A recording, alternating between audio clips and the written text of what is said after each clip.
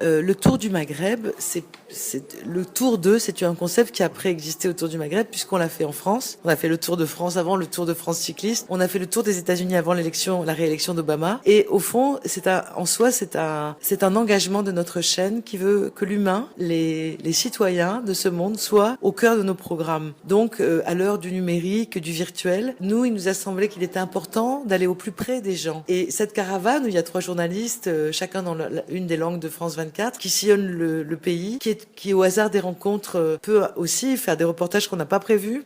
C'est un parti pris narratif, une autre façon d'approcher l'information. Et on y tient, parce que c'est quelque chose, c'est un engagement humaniste, on va dire. Donc le Maghreb, ça s'est imposé à nous parce que c'est vraiment très proche de nous, et la chaîne France 24 arabophone, c'est probablement la seule chaîne internationale d'information arabe qui est enracinée au Maghreb, parce que la France et le Maghreb, c'est très proche. Et alors, dans ce cadre-là, la Tunisie, c'est un pays fétiche. C'est un pays porte-bonheur, puisque France 24 a pris son envol en arabe avec le printemps tunisien, et que c'est parce que la chaîne s'est investie complètement dans cette couverture qu'elle a montré ses savoir-faire et qu'elle a pris ses lettres de noblesse. Donc, pour commencer ce tour du Maghreb avec notre caravane, on voulait partir de Tunis parce que ça nous porterait chance pour faire de beaux programmes. On va faire 45 reportages dans les 3 pays qui vont couvrir des choses différentes dans chaque pays. On va pas dire, par exemple, les femmes policiers en Tunisie, en Algérie ou au Maroc. Non, on va regarder une aventure en Tunisie, autre chose en Algérie, et au total, il y aura donc 45 reportages qui sont pas de l'information chaude, donc on va les monter, on va les habiller, on va les diffuser en novembre dans le cadre de l'heure du Maghreb